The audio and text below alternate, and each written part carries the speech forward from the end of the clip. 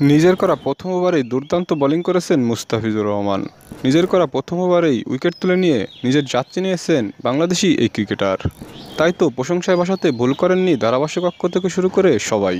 তবে দ্বিতীয় ওভারেই ঘটে বিপত্তি। দ্বিতীয় ওভারে খুব একটা সুবিধা করতে পারেনি মুস্তাফিজুর রহমান। তার উপরে ক্যাচ ধরতে গিয়ে ইনজুরির মুখে পড়েন এই ক্রিকেটার। ইনজুরিতে পড়ে সাথে সাথেই প্যাভিলিয়নে ফিরতে হয় তাকে, যে কারণে চিন্তায় পড়ে গিয়েছিল সবাই। সবাই ভেবেছিল হয়তোবা মুস্তাফিজুর রহমান আর ফিরতে পারবেন না, কি হতে পারে দলের ভাগ্যে। যদিও সব জল্পনা কল্পনা কাটিয়ে শেষ পর্যন্ত আবারও ফিরে আসে মুস্তাফিজুর রহমান।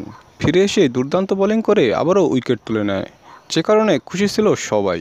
যেখানে সবাই একের পর এক বাউন্ডারি খাচ্ছিল, সেখানে মুস্তাফিজুর রহমান ছিল দুর্দান্ত। নিজের করা শেষ ওভারেও মাত্র 10 রান দিয়ে একটি উইকেট তুলে নেন, যেখানে সর্বমোট মুস্তাফিজুর রহমানের উইকেট ছিল 3টি, ইকোনমি রেট ছিল মাত্র 8। তাই তো প্রশংসা ভাসাতে ভুল করেননি ধারাভাষ্যকক্ষ। দর্শক, এবারের আইপিএলে দুর্দান্ত বোলিং করে চলেছেন মুস্তাফিজুর রহমান। মুস্তাফিজুর রহমানের এমন দুর্দান্ত পারফরম্যান্সকে আপনারা কীভাবে দেখছেন? সবাই বলছে মুস্তাফিজুর রহমান সমহিমায় ফিরে এসেছে। এ বিষয়ে আপনার মূল্যবান মতামত অবশ্যই কমেন্টে জানিয়ে দিন।